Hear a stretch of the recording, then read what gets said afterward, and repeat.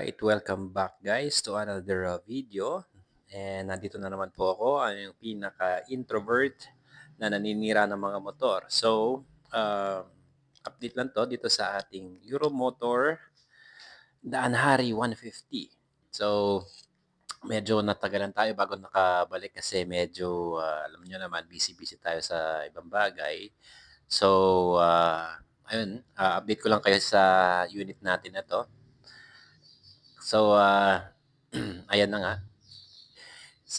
Recap lang sa mga nagawa natin dito kasi basically tapos na 'tong unit na 'to, ready for disposal na siya.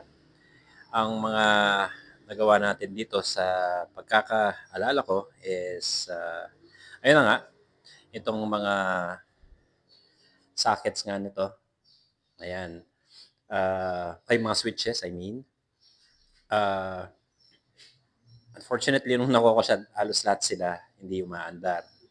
Ngayon nung nagawa na sila, let's say for example, itong sa headlight, ayan, nung una, tinesting ko siya, hindi umaandar yung headlight. So, ang unang ginagawa ko is linisin yung mga contacts dito kasi ito yung madalas na nagiging sanhi nung walang headlight, walang mga signal lights or ano man yung mga pindutan dito ito yung mga unang salarin diyan, marurumi yung mga contacts nila. So, ang unang gagawin diyan is or ang unang ginawa ko is, linisin yung mga contacts nila.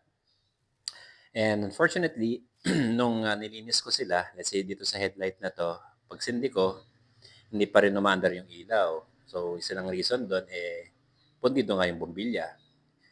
O ngayon nung okey na 'to, tinry ko naman itong mga signal lights, gano'n din yung issue niyan, nilinis ko 'to and hindi rin umaandar yung mga signal lights.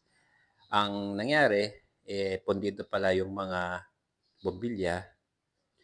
Nung pinalitan ko yung bombilya, ang problema naman, yung relay. Yung relay nito, nandito. Nandito siya. 'Pag inalis mo 'to, ayan. So kung ayan. So itong relay nito, bago 'to kaya, yun ang nagpaayos dito sa unit natin na 'to sa mga signal lights niya.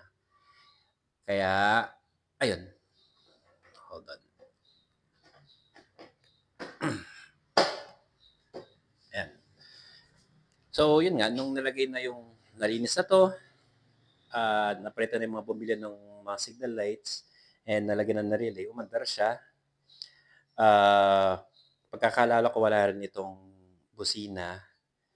So, nilagyan natin siya ng, busina. Alam ko hindi naman 'to brand new, pero ito yung nilagay nating, used na busina and umaandar naman siya, all good siya.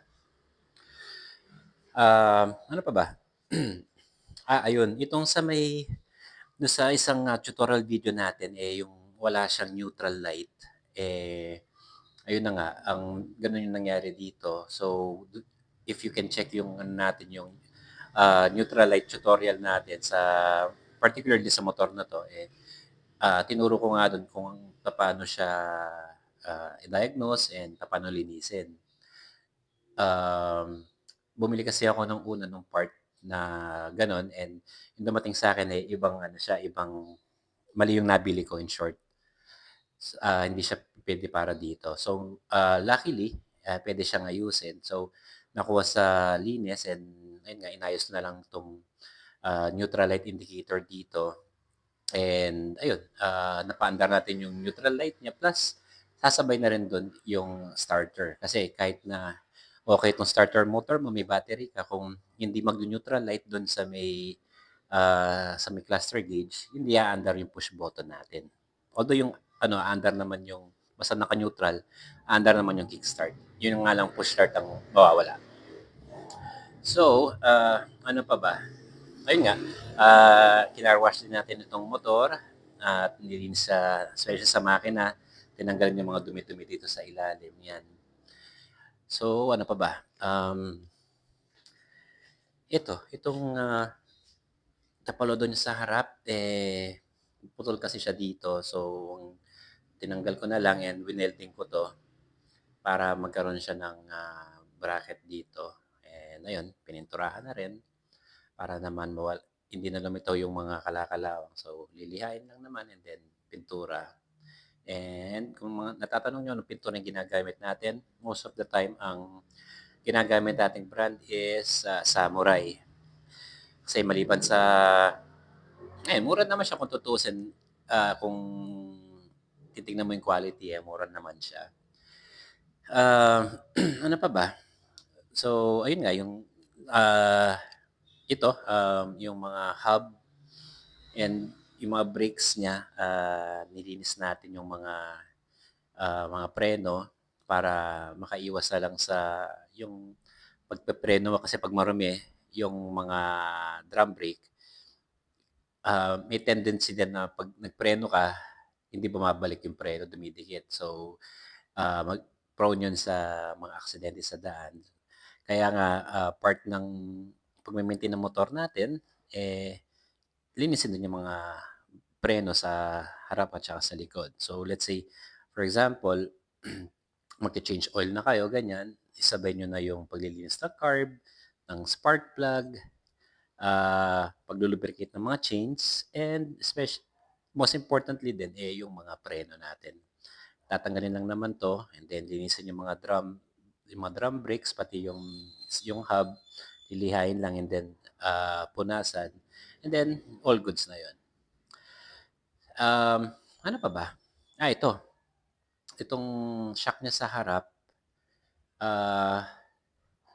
brand new na to actually. Bago itong binili natin sa Shopee. And ang reason kaya pinalitan ko na ito ng brand new is because yung dating nakalagay dito, yung left side na dito, pinalitan ko na ng, anong tawag dito? Napalitan na yung oil seal niya, pero naglilik pa rin yung oil. So, nung binuksan ko ulit, doon ko napansin na wala pala yung, hindi ako sure kung anong tawag doon, pero parang shock sleeve yata yung tawag doon. Basta, meron siyang isang part doon na flat na pabilog. Parang cylindrical yung shape niya na kulay tanso. And nandun yun sa pinakadulo nitong telescopic na bakal na to. Papunta sa pinakababa yun. Nakakapit yun doon. And unfortunately, wala na siya. So, kahit anong higpit mo dito sa ilalim, ang tendency nun gumagalaw-galaw tong dito sa may gitna. So, since gumagalaw yun dito, lalabas yung oil, di ba?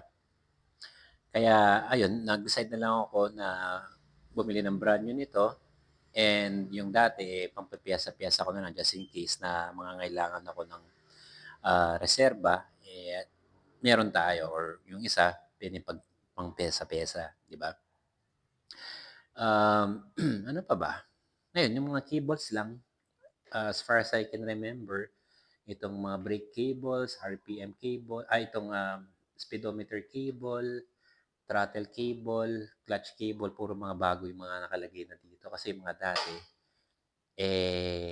pangit na.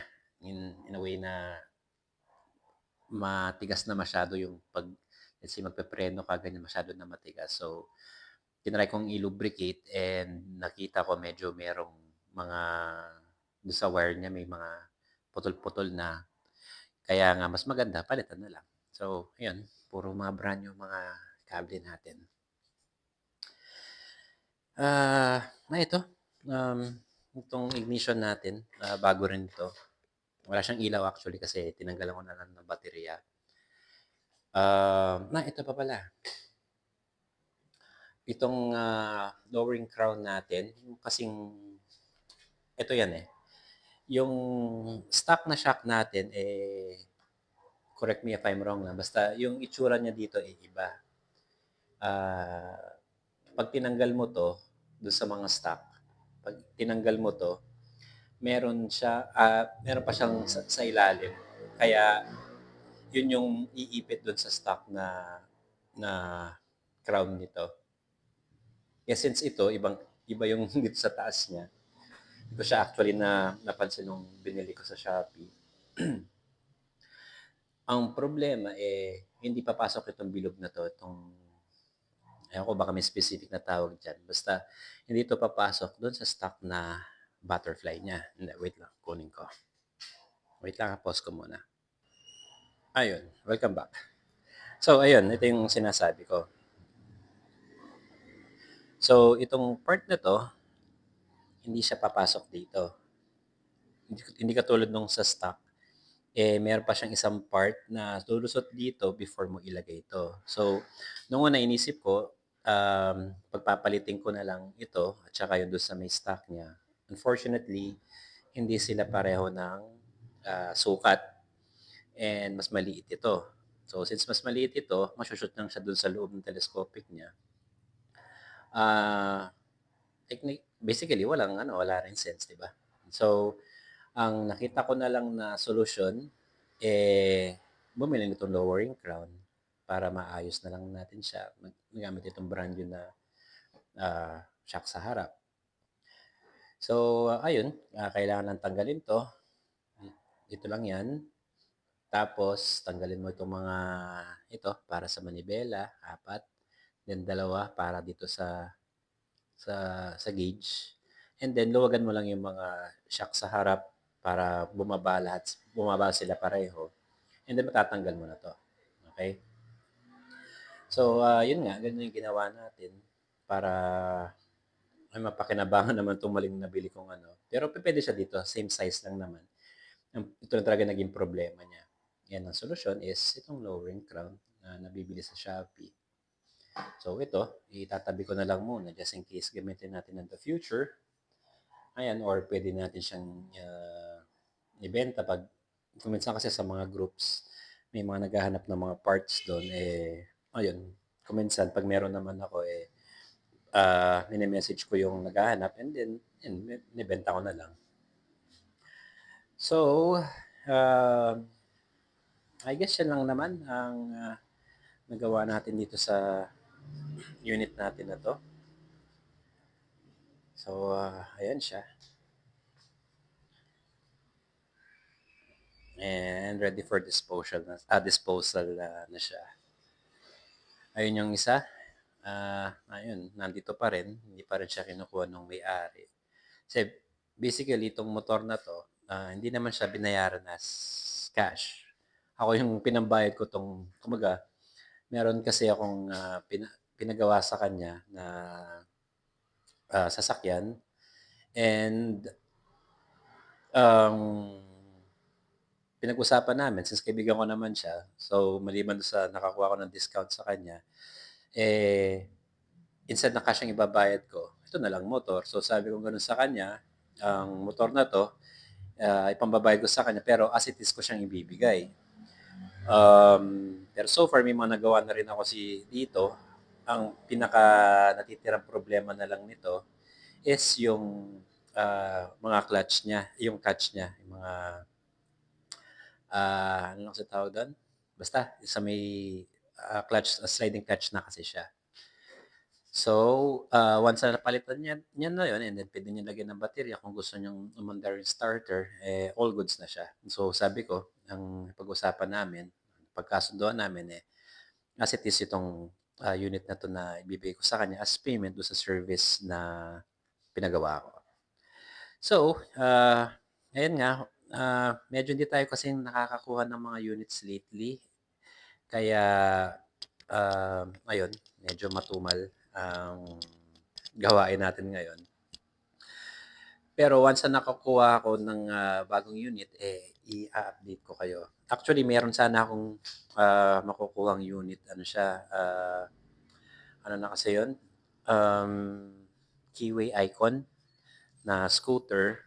Ang problema is, ah, kailangan palitan yung, block niya kasi, tinamaan yung block.